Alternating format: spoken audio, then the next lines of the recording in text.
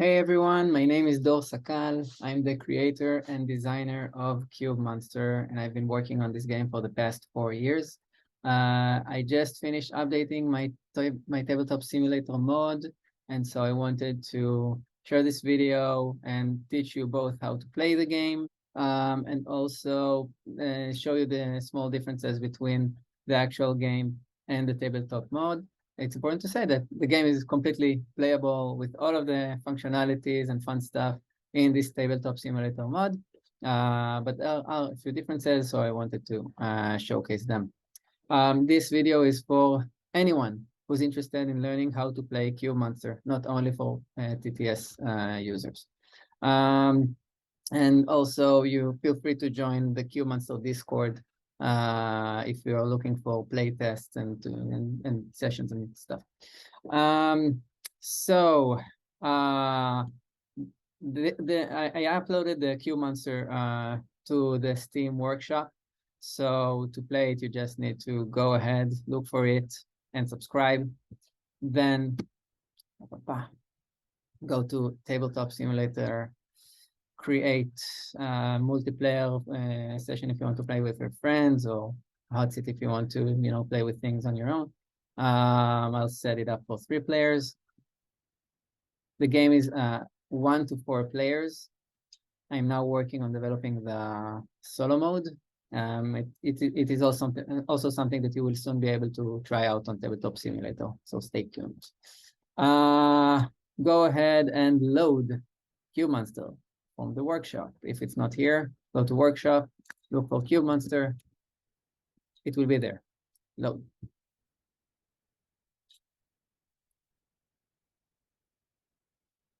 Okay, everything is here. First,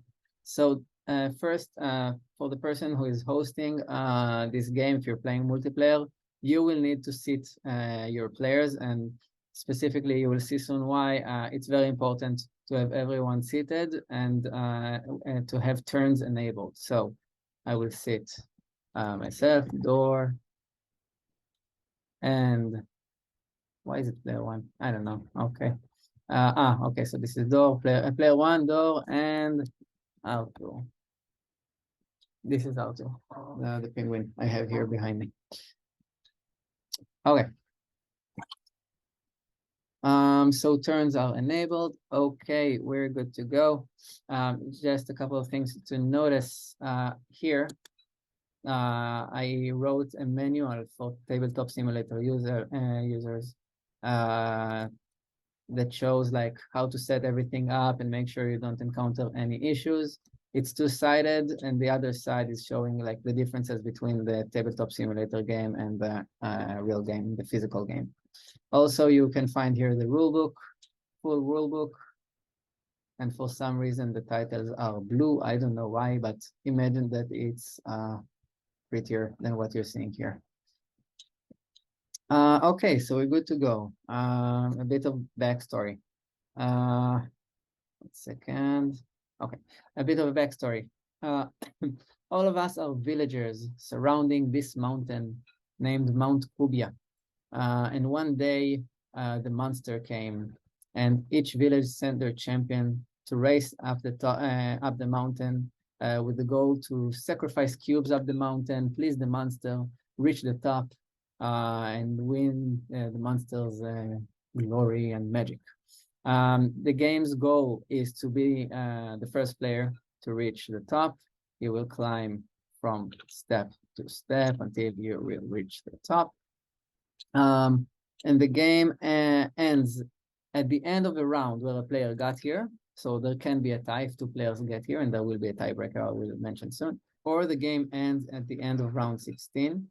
As you can see here, there's a round tracker. And it sounds like a lot of rounds, but the rounds are pretty quick. And then the person who climbed the highest wins the game. So let's walk you through the game. After everyone's seated and after you made sure turns are enabled, click on New Game. The game will set up automatically. with each player getting 3 cubes, as you can see here, and 2 of these structures named factories. And I will explain everything soon. So each round, there's a different feeder. The feeder starts and ends the round, and the feeder feeds the monster. So player 1 is the feeder. They click on start new round. Then cubes go from the bag to the tray here. The number of cubes are equal to the number of players plus 2, always. So in a 2-player game, it's 4 cubes. In a 3-player game, it's 5 cubes. In a 4-player game, it's 6 cubes.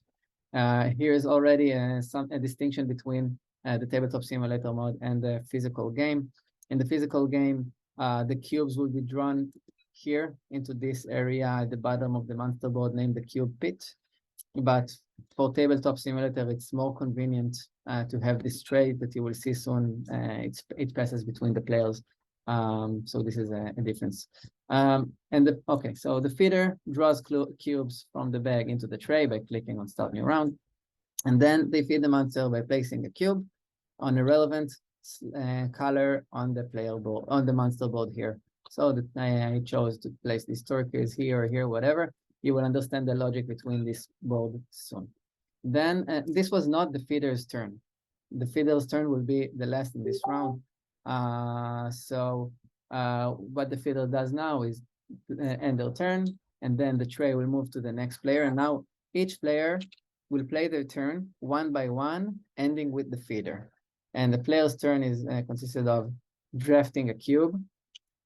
Let's say I took a yellow one, activating your structures, and taking more cubes. This structure just produced another yellow cube. I will explain about this soon. Building stuff. I can build this, place it wherever. I will show you, tell you about structure soon. And then climbing the mountain. And then once I'm done, I pass the tray to the next player. They take a cube. They play their turn. Then they pass the tray to the feeder. And the feeder always has a choice between 2 cubes. They will choose 1 cube.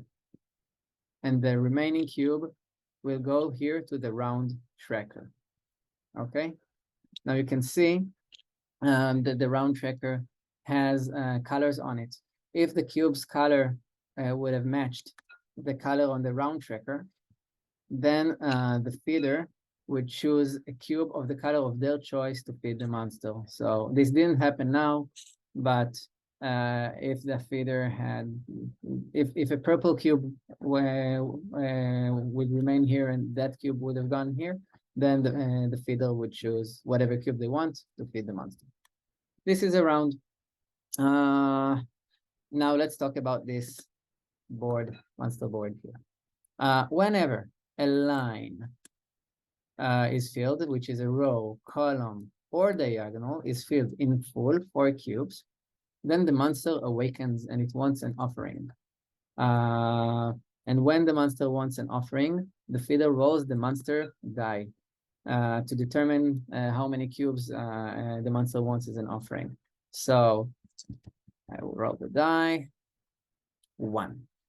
So this means that each player needs to give 1 cube to the monster. Those who succeed get reward cards. There are 3 decks. I will talk about them later. Those who fail get a single disaster card. So if, for example, player 1 succeeded, then they would get rewards. And if, for example, Dor and Arthur failed to make an offering, then they would draw 1 disaster card that would affect them both. This one, for example, is I destroy, the monster destroys 1 factory. This is a factory belonging to each affected player. Then they would just put that factory back in the bag, and that would suck. Okay. So something that's important to understand is that when I roll this die, I keep rolling a 1. Okay. So whatever comes out here, the players need to give that many cubes of different colors. This is very important. 2 cubes of different colors. And so if, for example, I would roll a 2 and I only had these 3 cubes, both turquoise, I would not be able to make an offering and I would get a disaster. a disaster card. Okay, so to sum up, when a line is filled, row, column, or diagonal, the feeder rolls the monster die, and then each player needs to offer as many cubes as indicated on the die of different colors. You succeed, you get a reward. You fail, you get a single disaster card. Then this line is removed from the board and put in the bag, and so that this board will not fill up. In case both a line and both 2 lines or 3 lines are filled at the same time, like imagine that these 3 cubes were here and these 3 cubes are here, and then the feeder fed a red cube here, then only one of the lines are cleared from the board, and the monster die is only rolled once. Okay, so this is the monster board, and just like a side note, it's both a good thing and a bad thing, depends on how you plan your game. You can make it so that it will be very much worth your while to make an offering, while you can catch your opponents off guard and maybe have them not prepared. So this is the board, monster board. Okay, structures. Okay, so there are 5 different structures players can build. And you unlock these structures as you climb. So we all start here at the foot of the mountain, and we only have 2 structures unlocked. This one named the factory, and this one named a statue. When we climb later on, you will see more structures that you can build. So what do these structures do? Let's say, okay, the round ended. Door is now the feeder. I'm the feeder. I start a new round. I feed the monster with the yellow cube, and then I pass the tray to Arthur. Arthur. Is this how you write Arthur? I don't know. I hope so. Then Arthur drafts a cube and places it in his 3 cubes area. Since he drafted a purple cube, it activates his purple factory. Factories produce cubes. If you have 1 factory, it produces, if you have 1 factory, it produces 1 cube. If you have 2 factories of a specific colors, they produce 3 cubes. So now I took a purple cube, and then and this factory produces another purple cube. And then cool trick I added here to the tabletop simulator: if you hover over one of these 5 bags and click on a number, it will fly to your 3 cubes area, like this. I clicked on 1, bam. So this cube flew here, and now I have these cubes, and I can build with them. At the moment, I can only build a statue. Let's imagine that I had another purple cube. Then I could have built a purple factory with these three cubes. So a side note, in the physical game, it's so much fun to build with these cubes. These are big, chunky cubes. They are not small. They are like the size of a D6 die. Wooden cubes. Very fun to stack and build with. In Tabletop Simulator, it's a nightmare to stack cubes. So I added this thing on the right that shows the active, the different building options of structures that the active players can build according to the cubes in their free cube area. So as you can see now, it's my turn. I can click on this button. It builds this purple factory, and I built it and placed it here. The next time I take a purple cube from this tray, it will produce 3 extra cubes from the bag. To make this perfectly clear, let's say there was a purple cube here, and it was my turn and I took it. Then these 2 purple factories would produce 3 more purple cubes. And what can you do with all of these cubes, you ask? You can build stuff, you can climb the mountain, and also, as you can see here, 3 cubes of a specific color can always be converted to a cube of the color of your choice. So I could like discard these cubes and take turquoise cube and then build another factory I can build as many structures as I can and want during my turn. So this is a factory. One factory produces 1 cube, 2 factories produce 3. The second structure you can build while on the first step of the mountain is a statue. A statue is, I'm cheating a bit so I will be able to build it. A statue consists of 4 cubes of 2 colors. So I can build now, as you can see here on the right, this purple, yellow statue. Statues please the monster. The monster likes that you build statues for it. And it rewards you with reward cards. So the statues are placed here on this statue area of your player board. If you build it on this yellow area, you will get a purple. If you build it on the yellow area, you will get a yellow reward card. If you build it on the purple area, you will get the purple reward card. And if you build it on the turquoise area, you will get a turquoise reward card. And the way it works is that you immediately get a reward. So let's say I built it here, and I recommend that you first start building in the yellow area because all of these cards give you cubes. The decks are cube, structure upgrades, and tricks. So let's say I took this card. It's a secret. I'll take it to my hand.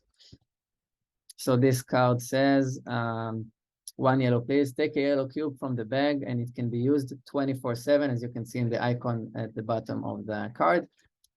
If you look at the bottom of your player board, it has these icons that let you know what the icons on the card mean.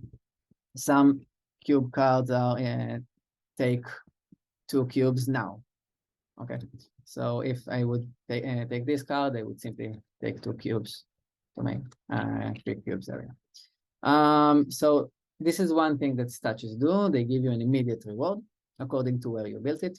The second thing is that if you remember, I said that when a line is filled on the monster board, you roll the monster die, and those who succeed to make offerings, cubes of different colors, get reward cards.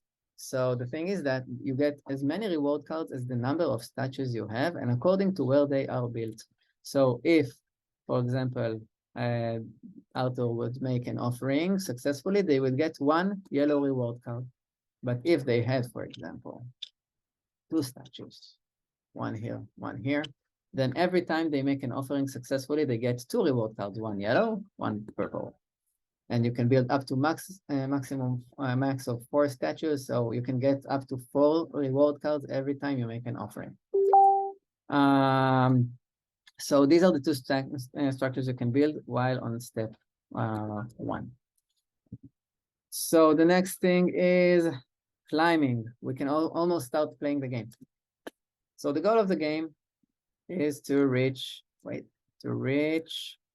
the top of the mountain. To climb, you can climb once per turn. And to climb, you need to pay the level cost shown at the top of that level and give these cubes to the bag. So to climb to this step, I need to give 1 purple and 1 turquoise. So let's say it's my turn, and let's say I'm done with my turn. Arthur is done with their turn. Player 1 now takes a turquoise cube, takes another one because of their factory, and now they want to climb the mountain. So they pay 1 turquoise, 1 purple, put them in the bag, and they climb. This is, by the way, another thing that differs from the physical game. Here we have these player tokens. In the real game, they are like these cool minis that climb the mountain. And you can see them also. I'm showing them in the camera in case you're looking at the tabletop simulator. And they are shown here on the player board, as you can see. So to climb, I need to pay the level cost. Then I get stuff. The first thing I do is collect super cubes. What are super cubes? They are these cards here, and they reward the best builders. So when I climb, I take all of these cards that I qualify for, and I qualify for taking a card if I own all of the structures, all of them, that are drawn on the card. So if, for example, when climbing, I had, I'm cheating again, but don't mind me. if I had this statue built before I had climbed, and then I would climb, since player one has a turquoise factory and a statue that has red in it, then they would qualify to taking this card, this super cube card. And you can take several of these in the same climb. Let's say, by the way, it's not allowed to do what I'm doing now. In the game, you cannot tear down structures to build stuff. I'm just doing it to showcase different things. Let's say player one had a red-yellow statue, and then they pay to climb. Then they would qualify for taking these two cards because they have a turquoise factory and a red statue and a yellow statue. And it's okay that it's the same statue. So that, let's say this happened, they paid the cost, they're taking these two supercube cards. What are these supercube cards? Supercube cards help you climb the mountain. So the next time player one wants to climb, they need to pay a yellow, a purple, and a red. They can choose to use those supercubes as wild cards and only, for example, pay a red and use both their supercubes. And then they can climb and take more supercube cards if they are eligible for more supercube cards. They don't have to use them. They could choose to pay a red, a purple, and just one of those cards. So, and it's important to keep those cards because in case of a tie, if two players or more get here on the same round, then the tie is the number of super cubes you own, not cards, the actual super cubes, because you can see there are 3 and 2 on these cards.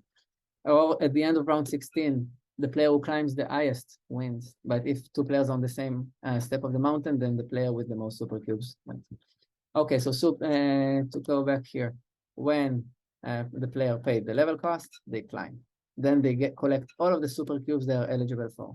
Then they get a reward card according to the color shown. Here it's a yellow reward card, or a purple, or a turquoise. And then they unlock structures, and I will talk about these structures soon.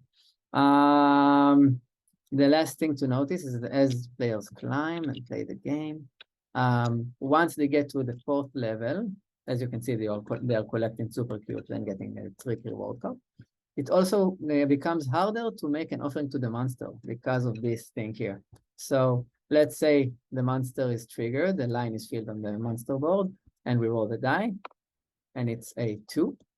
Then both of these players only need to pay 2 cubes of different colors, but this player needs to pay 2 plus 1. And if they were here, they would need to pay 2 plus 2, 4 cubes of different colors. So that's it.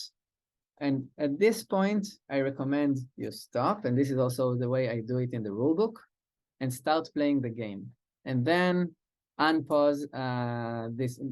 All that's left basically is to learn like what these structures do. And it's a lot of information that I just gave you.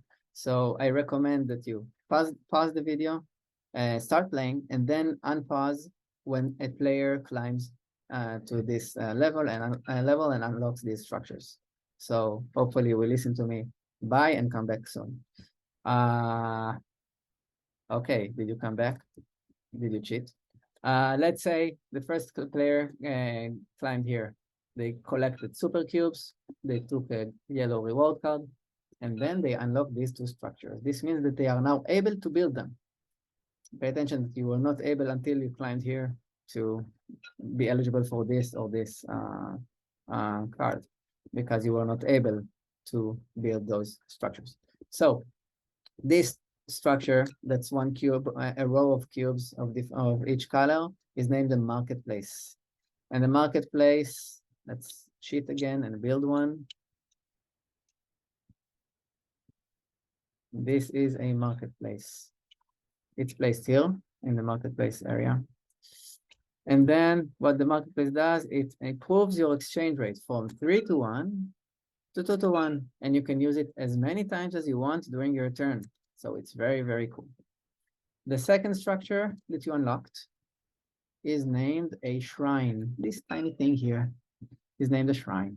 And shrines are made of 2 cubes of a specific color. Let's say, let's give there 1 more cubes, and let's say they have two turquoise factories, so they produce many turquoise cubes during their turns.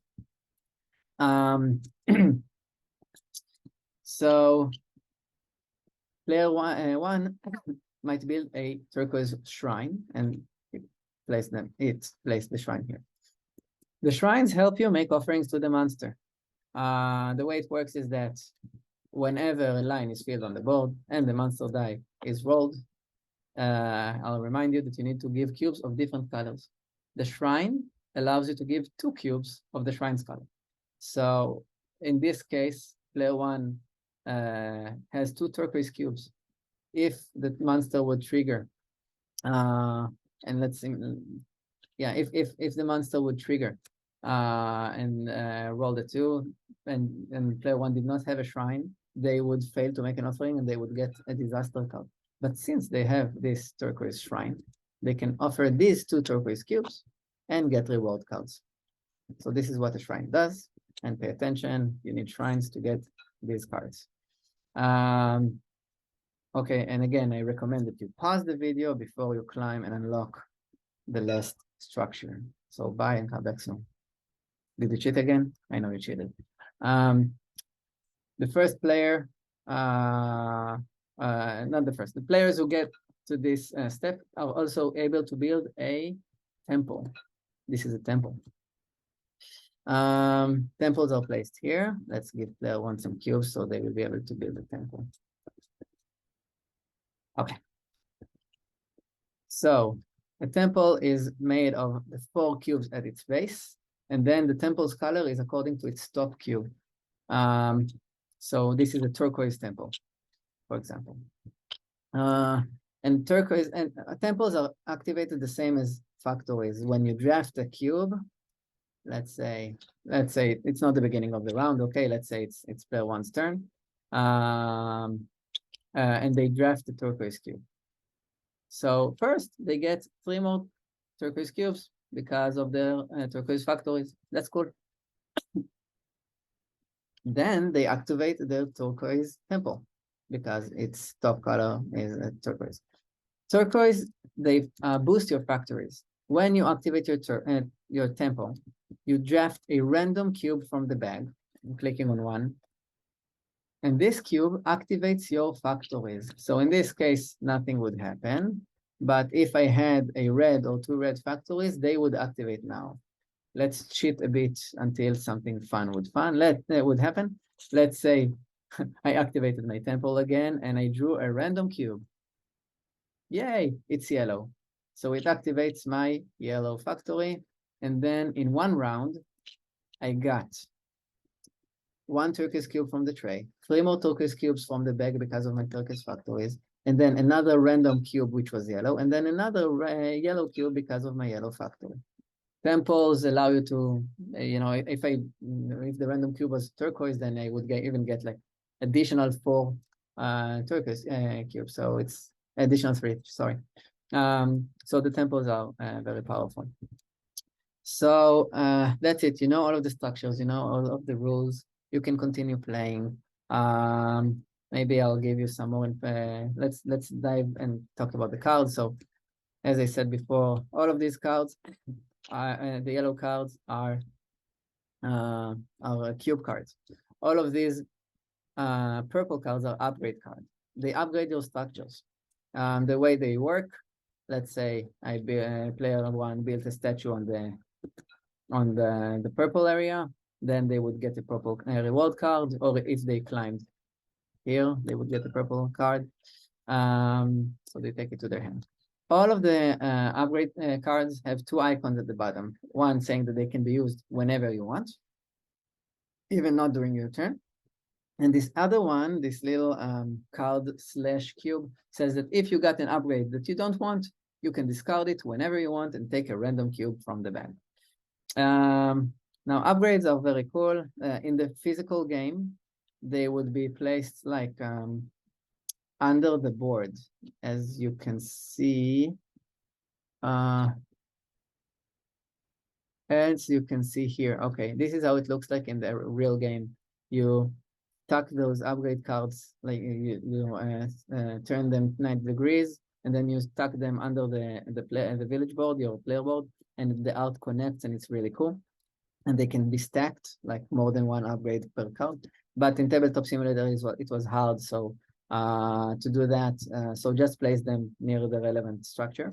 The only active upgrade structures that you own, like if I didn't have this temple, then this would not work, obviously. And so this is an example of an upgrade. I said that a temple takes a random cube that activates your factories, but imagine that I took a cube that does not match any of my factories. This upgrade allows me to put it back in the bag and try again and improve my odds of getting a cube that matches the color of my factories. There are many, many, many cool upgrades, like a factory upgrade that increases red cube production by 1. Or a marketplace upgrade that allows me to swap once per turn, 1 red cube to a cube of the color of my choice. And much more. A statue upgrade that allows me once per turn to discard a card and take another one from the same deck. And more and more. And the last deck is trick cards. Trick cards do tricks. So this is like a freebie card that allows you to take a super cube card that you are eligible for without climbing. Or allows you to feed the monster during your turn. Allows you to feed the monster during your turn and surprise your opponents. This is another freebie card. More cards. Wow, all of the freebie cards are on top. Pit refresh allows you, if the cubes drawn into the tray, if you want different cubes to be drawn, you can do that. You can change the color of one of your factories, shrines, or temples, and then change, like diversify your cube production, or maybe surprise your opponents and take one of these cards that they thought you are far from getting. So these are the cards. To sum up, it's an engine builder with many cubes. In each round, there's a feeder. You feed the monster. Each player plays their turn. Then the last remaining cube goes to the round tracker. If it matches the color of the round tracker, you feed the monster with the cube of the color of your choice. Then each player plays their turn, starting with the player after the feeder and ending with the feeder. And on your turn, you take a cube, you activate your structures, you build stuff, you may climb once, and that's it. That's basically it. So have fun with this tabletop simulator mod. The Kickstarter is now live as of the time of this recording. There are like 21 more days to the campaign. I hope this will help more and more people learn about this game, maybe get even by accident excited about it, and maybe get it, back it.